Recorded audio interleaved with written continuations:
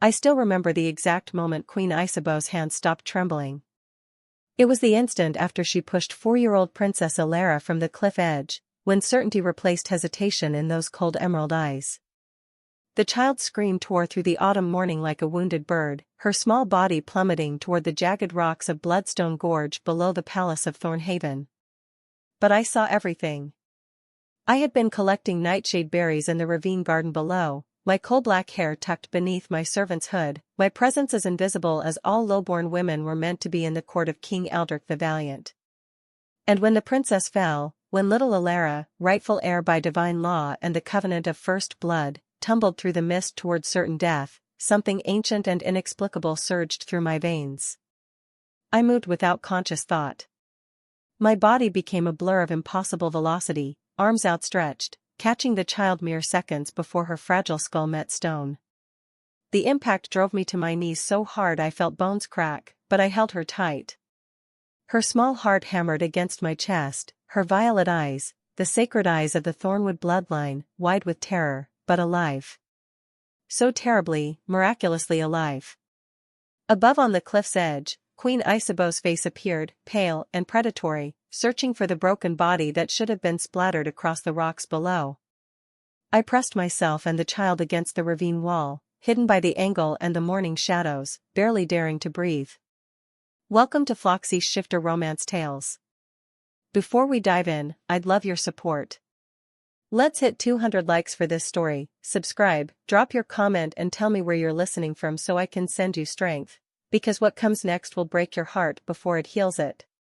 Queen Isabeau was never supposed to be queen at all. Everyone in the kingdom of Thornhaven knew this truth, though speaking it aloud meant death. She was the replacement, the political necessity, the bride selected only because King Eldric's true love, Ilara's mother, the blessed Queen Seraphina, had died bringing the princess into this world 4 winters past. The Thornwood bloodline ran through that child's veins. Not just royal authority, but Seraphina's ancient heritage descended from the first monarchs, the dynasty that made the original covenant with the mountain gods themselves. Sacred law stated that when Ilara came of age, she would be the most powerful ruler the realm had ever known, a queen who could commune with the very stones and trees, who could command the elements themselves. Unless she died first. Isabeau had other plans. Dark, treasonous plans that involved her own daughter. Not by Eldric, but by Lord Ravenna, the king's most trusted war general, a secret she'd guarded with ruthless precision. She'd been plotting since the day Eldric marched north to fight the mountain clans, taking half his army with him, leaving the kingdom vulnerable. She wanted Ravenna's daughter, little Morgana, to be declared heir. Wanted the general's bloodline to seize the throne. Wanted power that was never meant to be hers. And she had just tried to murder a child to claim it. I ran through the servant passages with Ilara clutched to my chest, her small fingers gripping my cloak, her violet eyes now brimming with tears. She didn't understand. How could she? At 4 years old, she only knew that the woman who called herself mother had just thrown her from a cliff, and now a strange dark-haired servant was carrying her through darkness. "Hush, little princess," I whispered, my voice breaking. "I won't let her hurt you. I swear it on my blood, on my ancestors, on everything I am." I had no ancestors worth naming. That was the cruel truth of being common-born in Thornhaven. The lowest class, the invisible servants, those without voice or rights under sacred law. I had no authority to protect a royal heir. No right to interfere in the queen's business. If anyone discovered what I'd done, if Isabeau realized Ilara still lived, we would both die, slowly, publicly, painfully. But I had made a vow 4 years ago, standing in the shadows during Ilara's birth ceremony. I'd watched Queen Seraphina die with her newborn daughter cradled against her chest. Watched the light leave those kind eyes. Watched the king hell his grief at the mountain peaks. And something had shattered inside me that night.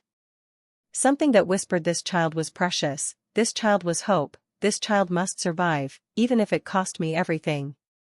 I reached my quarters in the servant's wing, a cramped room barely large enough for a straw mattress and a wooden chest.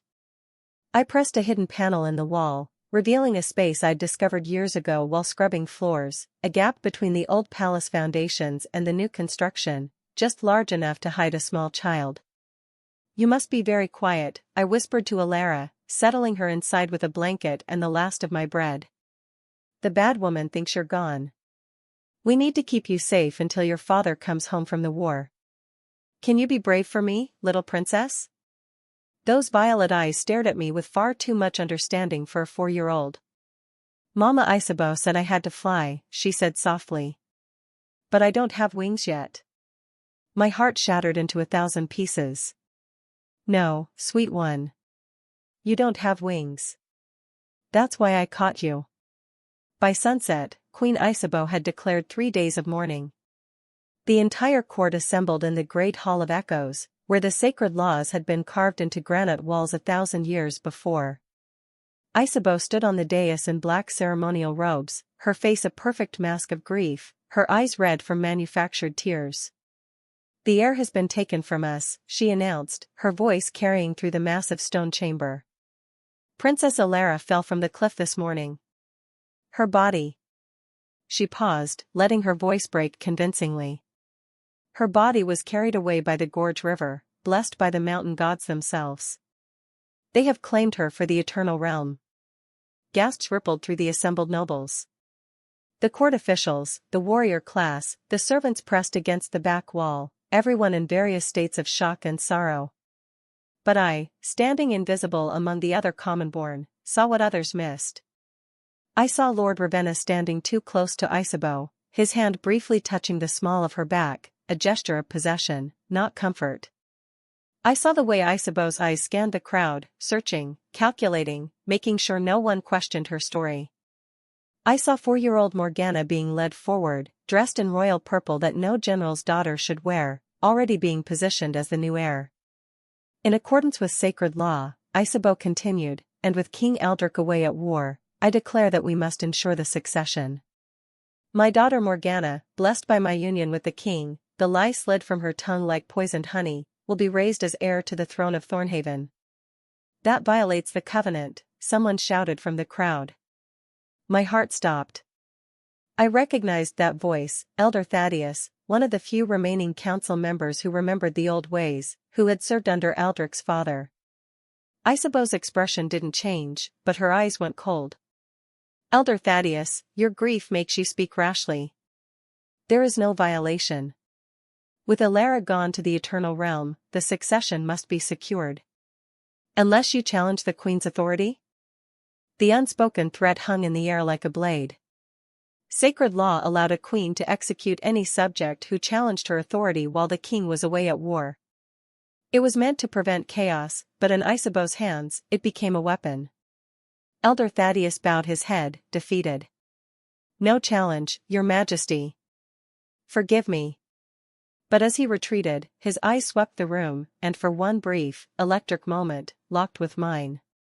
Something passed between us, a flicker of understanding, of shared knowledge that something was terribly, catastrophically wrong.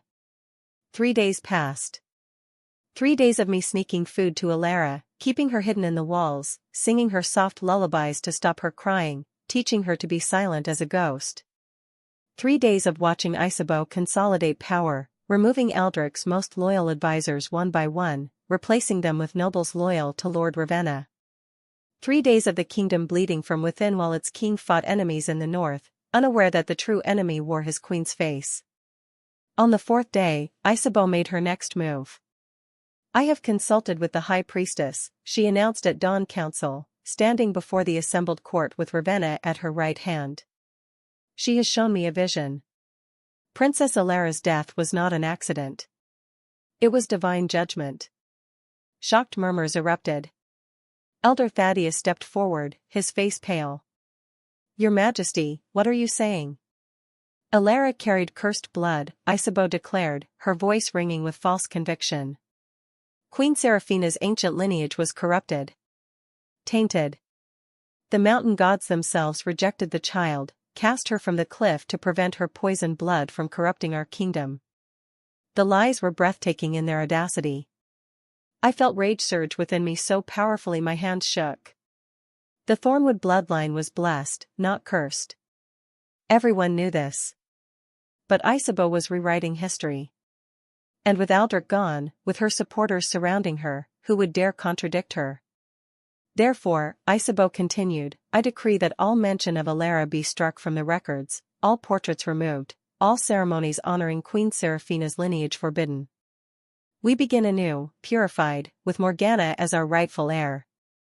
This is blasphemy. Elder Thaddeus roared, his voice breaking with rage. You cannot erase the rightful heir. You cannot rewrite the covenant. This is treason, Isabeau finished coldly. You speak treason, Elder. Guards. Warriors moved before anyone could react, Aldrich's own guards, twisted by Isabeau's manipulation or threats, seizing Elder Thaddeus by both arms. The old man struggled, his voice desperate. The kingdom must know. The heir lives. Elara lives. He didn't know, couldn't know. But somehow his faith in the old ways, in the sacred bloodline, made him speak truth without proof. Isabeau's face went white, then red with fury. You dare spread false hope? You dare question the queen's word? She stepped close to Elder Thaddeus, her voice dropping to a whisper that somehow carried through the entire hall. You will be executed at moonrise for treason, for spreading lies about the royal family. And your body will hang from the cliff edge, the same cliff that rejected the cursed princess. The council chamber erupted in chaos. Some nobles protested. Others remained silent, trapped between loyalty and fear. And I, standing in the shadows, realized with cold clarity that everything was accelerating toward catastrophe. Elder Thaddeus believed Elara lived. If Isabeau tortured him, would he somehow discover the truth? Would he lead her to the hidden princess? I had to act. But how could a common-born servant, powerless, voiceless, invisible, stand against a queen who commanded armies? That night, as the moon rose blood-red over Thornhaven, someone knocked on my door with a secret pattern servants used among themselves, 3 quick, 2 slow. I opened it to find a cloaked figure. When the hood fell back, I gasped. Lady Octavia. I dropped to my knees instantly, head bowed. Aldrich's sister, the one royal family member who had remained neutral, who had stayed behind when Aldrich marched to war because she was still recovering from poison, an assassination attempt that had nearly killed her 2 months prior. Rise, child, Octavia commanded, her voice weak but urgent. She slipped inside, closing the door. We don't have time for protocols. Elder Thaddeus sent me a message before they took him. He said you have kind eyes, and that if anyone in this palace still has the courage to protect the Thornwood bloodline, it would be a servant, an invisible servant who sees everything. My mouth went dry. Lady Octavia, I don't. My niece lives. Octavia's violet eyes, the same sacred shade as Elara's, bore into me. Don't lie to me, child. I can sense her on you. Faint, but there, lavender and honey and royal blood. Where is Elara? The moment stretched between us, heavy with consequence. I could deny it, could lie, could protect myself. But Octavia was family, true family. And she was looking at me not with the contempt most nobles showed servants, but with desperate hope.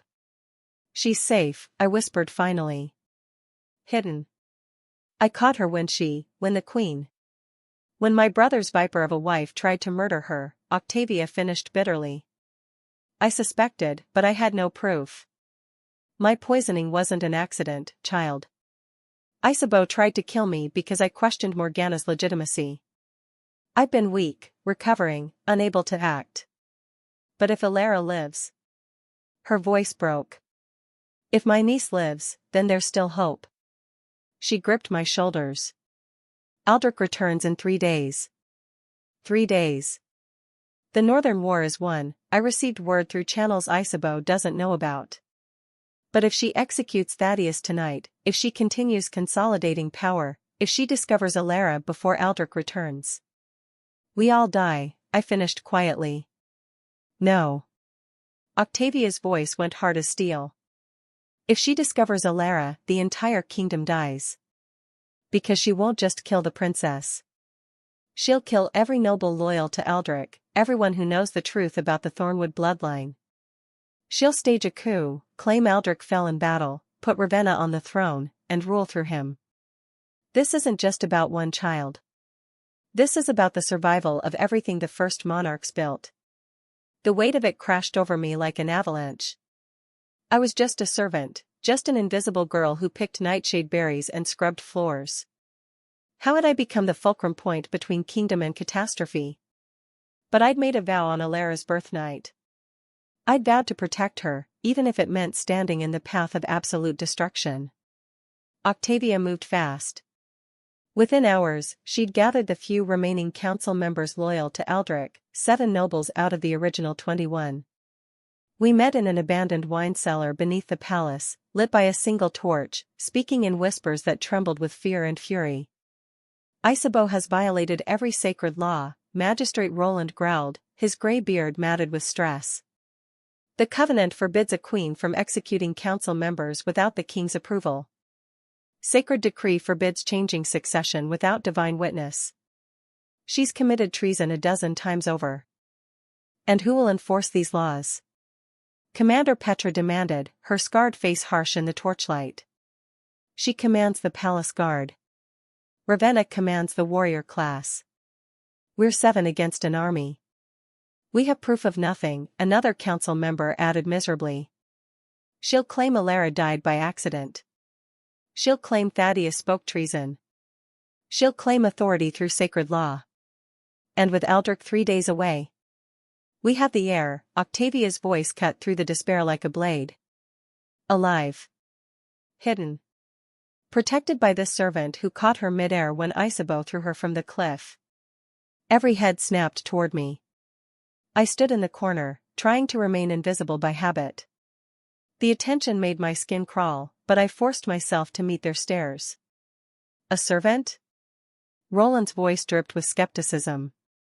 Your Highness, forgive me, but common-born don't have the strength to catch falling children, let alone royal heirs.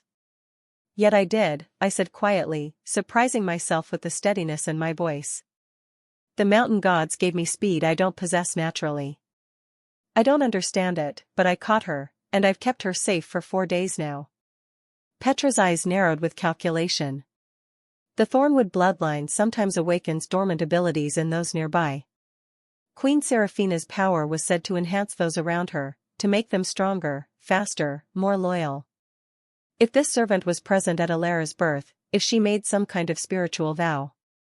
She trailed off, studying me with new respect. The gods work through the most unlikely instruments. Then we use this, Octavia declared. Tonight, before Isabeau executes Thaddeus, we reveal Alara publicly in the Great Hall with witnesses. We force Isabeau's hand, expose her attempted murder, and hold the kingdom together until Eldrick returns. She'll kill us all, someone whispered. She'll try, Octavia corrected. But sacred law is absolute. If the rightful heir appears alive, Isabeau's authority collapses. Every decree she's made becomes void. Every noble will have to choose, follow a traitor queen or protect the sacred bloodline. My heart pounded. Lady Octavia, she's just 4 years old. If we bring her before the court, if Isabeau sees her, she'll be forced to acknowledge her or reveal herself as a liar and attempted murderer, Octavia finished. It's a risk. A terrible risk. But it's the only chance we have to save both Alara and the kingdom. Because if we wait, if we hide until Eldrick returns, Isabeau will have 3 more days to hunt for the child. 3 more days to eliminate opposition. 3 more days to make her position unassailable. The council members exchanged glances, silent communication passing between them. Finally, Roland nodded. It's madness. But it's the only madness that might work. Petra stepped forward, kneeling before me with a warrior's grace. Child, you have protected the heir when all others failed. By the old laws, by the covenant of first blood, we acknowledge you as Alara's guardian until the king returns. Do you accept this burden? Tears burned my eyes. I already made that vow the night she was born. I accept it again now. We brought Alara to the great hall at moonrise, just as Elder Thaddeus was being led to the execution platform. The entire court had assembled to witness the death. Isabeau had made attendance mandatory, turning justice into spectacle. She stood on the dais in blood-red robes, her face serene, Ravenna at her side with his hand resting on his sword. Morgana, dressed in the heir's ceremonial circlet, sat on a small throne that had been hastily constructed, her 4-year-old face confused but obedient. "Elder Thaddeus," Isabeau announced, her voice echoing through the hall. "You have been found guilty of treason, of spreading false hope about the dead princess, of questioning the queen's sacred authority. By the covenant, you will be executed, and your line will be marked with shame for 7 generations. Do you have final words?" Thaddeus, bound in iron chains, lifted his head. His voice was weak but defiant. "The heir lives. The Thornwood bloodline endures. The mountain gods see your treachery, Isabeau. And when King Aldrich returns—" "When King Aldrich returns," Isabeau interrupted coldly, "he will thank me for eliminating traitors and securing his kingdom. Executioner, proceed." "Wait." The voice rang out clear and powerful, Octavia stepping from the crowd with the 6 remaining loyal council members flanking her. The assembly gasped. Octavia was supposed to be too weak to leave her chambers, too poisoned to interfere. But she stood tall now, her violet eyes blazing with purpose. Isabeau's face froze. "Lady Octavia, you should be resting. This is not your concern." "Everything about my niece is my concern," Octavia shot back. "And I bring evidence that makes this execution illegal. I bring evidence that makes every decree you've issued void. She turned and gestured.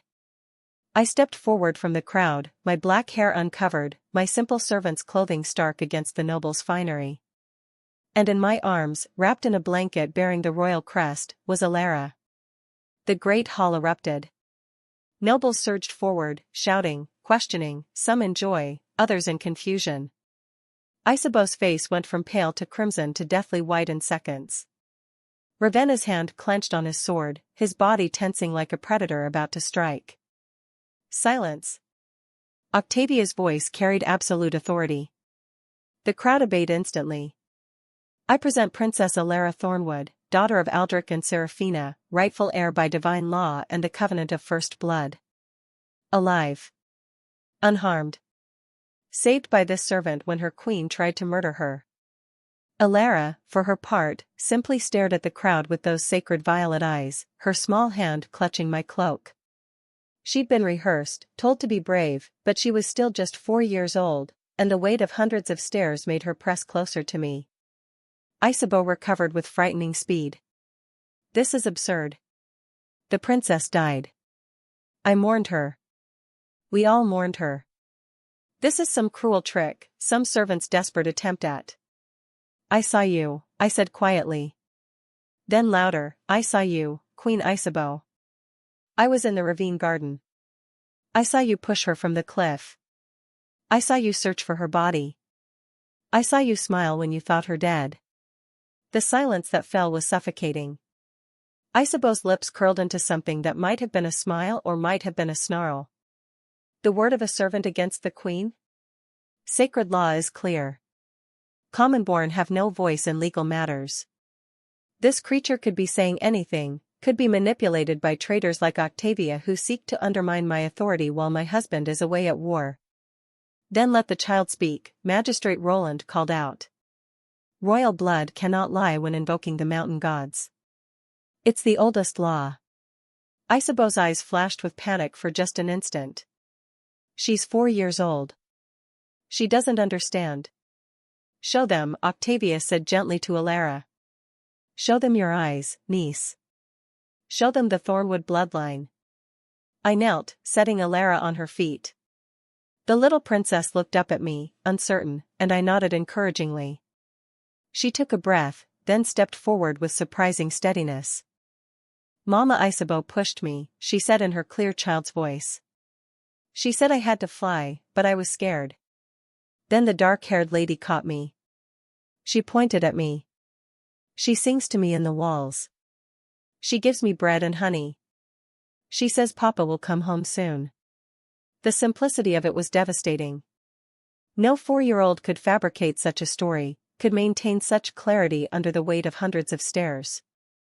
And her eyes, those violet eyes that marked royal blood, were impossible to deny. Isabeau's composure finally cracked. You dare bring this accusation against me? I am queen. I rule this palace while Aldrich is away. I could have you all executed for treason. Then execute us, Octavia said calmly. Execute your husband's sister. Execute the council members.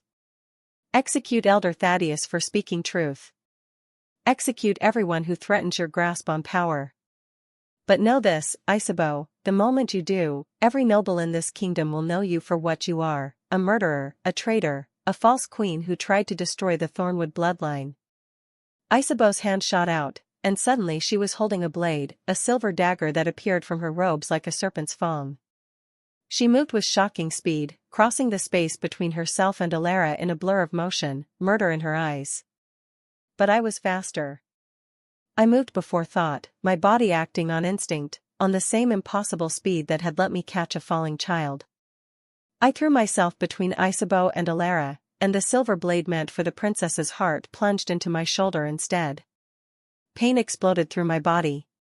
Silver burned worse than anything, targeted the weak, turned blood to acid. I screamed, but I didn't fall. I wrapped my arms around Alara, shielding her with my body, my blood staining her royal blanket. The great hall exploded into chaos. Warriors loyal to Ravenna drew weapons. Council members loyal to Aldrich drew weapons. The court divided instantly, violently, the fragile peace Isabeau had maintained shattering like glass. Enough. Commander Petra's voice, trained on 100 battlefields, cut through the madness. She stood with her own blade drawn, positioned between Isabeau and the crowd. By sacred law, by ancient right, by the code of warriors, I declare this queen unfit to rule. She has committed murder before witnesses. She has violated the sacred bloodline. She has.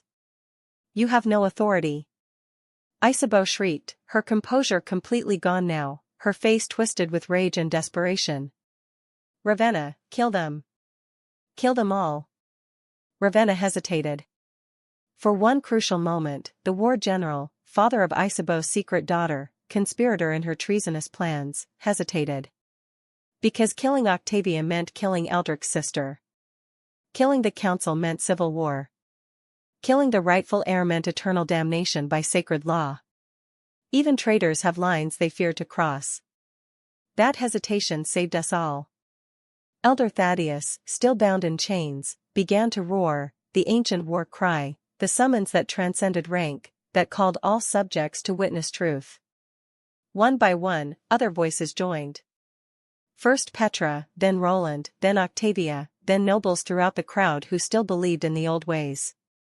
The cry rose and rose, filling the great hall with sound that shook the stone walls, that rattled the windows, that seemed to summon the mountain gods themselves. And in the distance, carried on the wind from the north gate, answering cries began to echo. King Aldrich had returned early. The king had come home. Aldrich burst into the great hall with 30 warriors at his back, covered in blood and dust from the northern campaign, his violet eyes wild with fury and confusion. He'd heard the cries from miles away, had pushed his men beyond endurance to reach the palace, knowing something catastrophic had happened but not what. He took in the scene with a soldier's instant assessment, his sister standing defiant with drawn blade, Elder Thaddeus in chains, Isabeau with a bloody dagger in hand, Ravenna positioned between the crowd and the dais. And Alara. Alara. The word tore from Aldrich's throat with such raw emotion that half the room flinched. His daughter, his heir, the child he'd mourned for 4 days, having received Isabeau's message about the tragic accident while still in the north. The little princess stood in the arms of a dark-haired servant who was bleeding from a shoulder wound, her violet eyes wide with recognition. Papa. Aldrich moved like lightning, crossing the hall, dropping to his knees before me and Alara, his massive hands trembling as he reached out to touch his daughter's face. You're alive. My daughter. You're alive.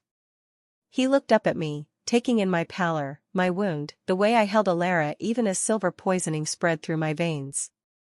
"Who are you? What happened?" "I caught her," I whispered, my voice fading. "When the queen pushed her from the cliff, I caught her mid-air. Kept her safe. I promised. Promised Queen Seraphina I would protect her." My eyes rolled back and I collapsed.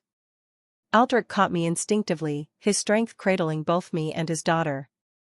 He looked up at the assembled court, at Isabeau frozen on the dais, at Ravenna with his hand still on his sword, at the division and chaos that had nearly torn his kingdom apart. "Someone," he said, his voice dropping to a lethal whisper, "is going to explain. Now." Octavia stepped forward. "Brother, your queen tried to murder your heir to make her own daughter, Ravenna's daughter, the next ruler. When she failed, she declared Alara cursed, tried to erase her from history, and attempted to seize power through a coup. This servant saved Alara twice, once from falling, once from Isabeau's blade. Elder Thaddeus and the loyal council members risked execution to reveal the truth." "And your general?" She let the words hang, damning. Aldrich's gaze swung to Ravenna, and the temperature in the hall seemed to drop 10 degrees. "Is this true, old friend? Did you betray me?" Ravenna's face worked through a dozen expressions: guilt, defiance, shame, rage.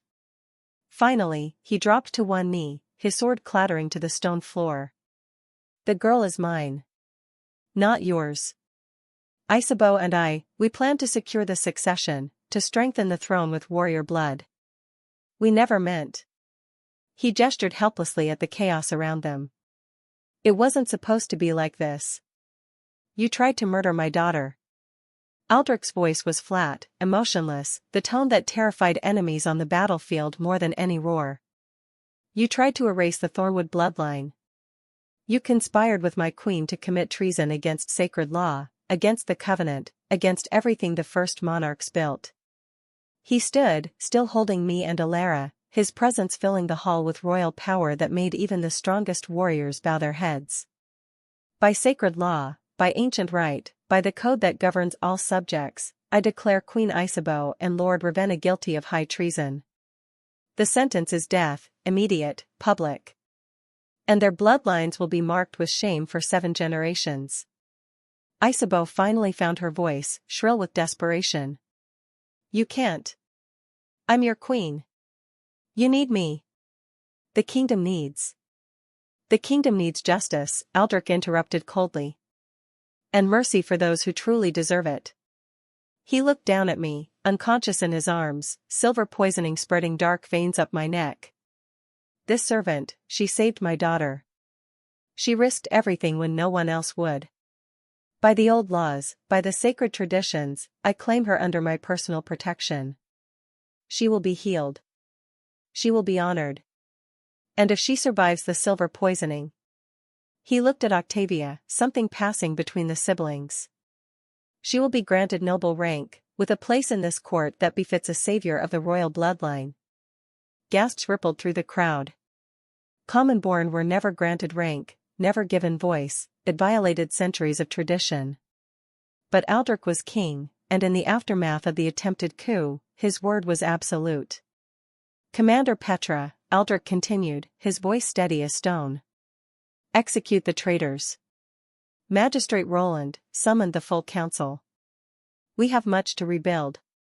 Octavia, take Alara to safety and ensure she receives care. And someone..." His voice finally cracked, just slightly. "Someone saved this servant's life. She's earned it 1,000 times over." The executions happened at dawn.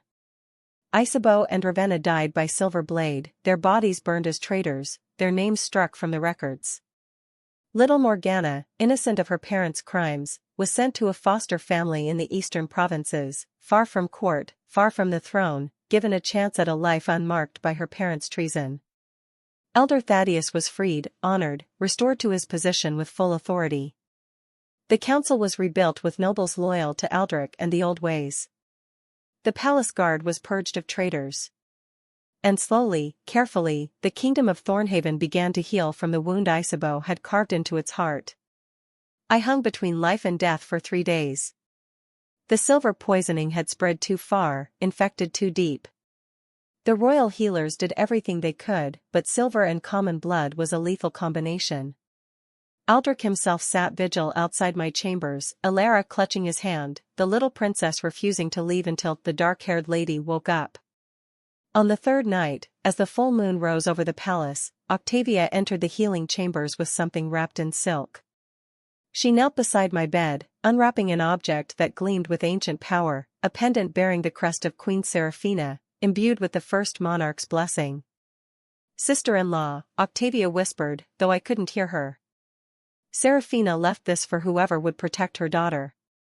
She had visions before she died, saw fragments of a future where Elara would need a guardian, a protector who wasn't bound by rank or politics.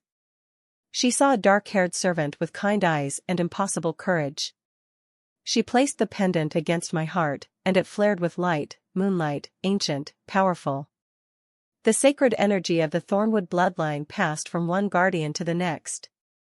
My eyes flew open, gasping, the silver poisoning burning away in an instant as the pendant's power flooded through my veins. My weak common blood surged, strengthened, transformed by the blessing of a dead queen and the gratitude of the gods themselves. What happened?" I whispered, staring at the glowing pendant. "You became a legend," Octavia said simply. 3 weeks later, the kingdom held a ceremony unlike any in its 1,000-year history.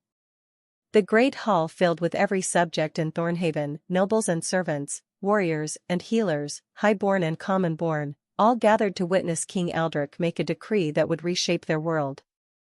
I stood on the dais in robes of midnight blue and silver, the pendant of Queen Seraphina resting against my heart, my black hair unbound and glowing in the torchlight. I was terrified and used to attention, and used to standing before crowds instead of invisible in shadows. But Elara held my hand, her small fingers tight with trust, and that steadied me. "By sacred law, by ancient right, by the covenant of first blood," Aldrich declared, his voice carrying through the hall, "I declare Mira of the dark hair to be elevated from common-born to the rank of guardian. She will serve as protector and mentor to Princess Elara until she comes of age. She will have a voice in council. She will have authority to speak on matters concerning the heir. And she will be honored as the one who saved the kingdom when all others failed or stood aside." He turned to face me directly, his violet eyes, so like his daughter's, filled with gratitude and something else. Respect. Recognition. The acknowledgement that this invisible servant had done what his warriors, his council, even his own sister couldn't do. "You made a vow the night my daughter was born," Aldrich said quietly, "just for me. You kept it when it would have been easier, safer, wiser to look away. You caught her when she fell. You caught her again when she nearly fell a second time. And in doing so, you caught an entire kingdom. We owe you everything, Mira. And I promise you, you will never be invisible again." My eyes burned with tears, but I held them back. "I just kept my promise, Your Majesty. I would do it again 1,000 times." "I know," he said softly. "That's why you're the only one I trust with my daughter's life." The crowd erupted, not in protest or challenge, but in celebration. The ancient cry of kingdom unity, of crisis survived, of hope renewed. And for the first time in my life, I joined them, my voice rising with theirs, no longer invisible, no longer silent, no longer alone. But that night, after the ceremonies ended and the crowds dispersed, Octavia found me on the cliff balcony, the same cliff Elara had fallen from, the place where everything had begun. "You're wondering why Seraphina's pendant chose you," Octavia said, joining me at the railing. "Why did the blessing of the first monarchs flow through you so easily?" I nodded, fingering the pendant. "I'm nobody. Just a servant who happened to be in the right place." "No." Octavia's voice went gentle but firm. "You were always meant to be there. Mira, your mother never told you, did she? About your lineage?" Cold prickled down my spine. "My mother died when I was young. I was raised by the servants' house. I don't even know her name. Her name was Lyra, and she was Queen Seraphina's half-sister, born of an affair between Seraphina's father and a common-born woman. Hidden away, sent to the servants' wing to prevent scandal. But the blood remained, diluted by common heritage, weakened by generations of concealment, but still carrying traces of the first monarch's blessing. I stared at her, the revelation crashing over me like ice water. I'm related to Queen Seraphina? To Elara? Distantly. Barely. Not enough to claim royal status or threaten succession, but enough that when you made your vow the night Elara was born, the Thornwood bloodline recognized you. Enough that the mountain gods granted you the speed to catch a falling heir. Enough that Seraphina's pendant accepted you as guardian. Octavia smiled sadly. You were never just a servant, Mira. You were the safety valve Seraphina's bloodline created, a hidden guardian positioned in the shadows, ready to protect the heir when all other protections failed. The Thornwood bloodline takes care of its own, even the ones it had to hide away. I looked out over the kingdom, over the palace walls and the forests beyond, the moon casting silver light over everything. All my life I'd been invisible, powerless, insignificant. And all my life I'd carried ancient power without knowing it, waiting for the moment when a child would fall and only I could catch her. So what happens now? I whispered. Now? Octavia's voice filled with warmth. Now you raise a princess. You teach her to be strong and kind. You protect her from threats both obvious and hidden. You become the mentor, the guardian, the steady presence her mother never got to be. And when she takes the throne someday, when Elara becomes the greatest ruler our kingdom has ever known. She placed a hand on my shoulder. She'll remember that it was an invisible servant with Thornwood blood who caught her midair and taught her that true strength lies not in power, but in promises kept. 5 years passed. Elara grew strong and bright, her violet eyes sharp with intelligence beyond her years, her laughter filling the halls that had once echoed with conspiracy and death. I raised her with firm kindness, teaching her strategy and history, sacred law and compassion, how to be a ruler who served her people rather than commanded them. Aldrich watched us often, the girl and the dark-haired guardian, with an expression that grew softer with each passing season. Octavia noted it with amusement, the way her brother looked at me during council meetings, during training sessions, during quiet evenings when I read Elara stories by the fire. You should tell her, Octavia said one night when Aldrich couldn't seem to stop staring. Tell her what? That you've fallen in love with the servant who saved your daughter. That somewhere between gratitude and admiration, you've developed feelings that would scandalize half the court. Octavia grinned. Tell her, brother, before someone else does. But Aldrich hesitated. Because I had been through so much, had risen so far, had earned my place through courage and sacrifice. I deserved to be courted properly, respected fully, not pressured by a king's attention. He would wait, be patient, let me choose. Until the night I came to his study, my face pale, the pendant of Seraphina glowing with urgent light. Aldrich, I said, dropping all formality in my fear. The pendant is warning me. Someone is coming. Someone dangerous. Someone who wants to finish what Isabeau started. Who? Aldrich demanded, his instincts flaring. Isabeau's brother, Duke Casimir. He's been building an army in the west, gathering nobles loyal to the old queen. Nobles who believe Elara is cursed. Nobles who want to avenge Isabeau's death and put a different bloodline on the throne. And he's bringing them here. They'll arrive within 3 days. Aldrich felt the world tilt. 3 days. The same time frame that had nearly destroyed them 5 years ago. History repeating itself. Another threat to the Thornwood bloodline. Another battle for the kingdom's soul. But this time he had me at his side. This time his daughter lived. This time the kingdom was united. This time they would be ready. Gather the council, Aldrich commanded, his voice steady despite the fear coursing through him. Alert Commander Petra. Prepare the palace for siege. And Mira. He reached out, taking my hand in his, feeling the pendant's power pulse between us. Whatever comes, whatever happens, we face it together. You saved my daughter once. You saved my kingdom once. But I want you to know, you've saved me too. Every day, in ways I'm only beginning to understand. My eyes widened, my breath catching at the emotion in his voice. Tell me after we survive, I said softly. Tell me when the war is won and our daughter is safe. Tell me when you've had time to think about what it would mean to stand beside a king who should have protected you better, should have seen you sooner, should have recognized that his daughter's guardian and his heart's guardian were the same person. Tears slipped down my cheeks. 3 days, I whispered. We have 3 days to prepare for war. Then we'd better not waste them, he said, and pulled me close.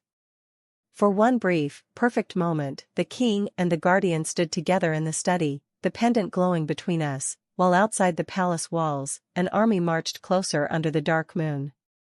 The queen had pushed the king's daughter from the cliff. A servant had caught her midair. And now, 5 years later, that same servant would help defend her against enemies who would not stop until the Thornwood bloodline was erased forever.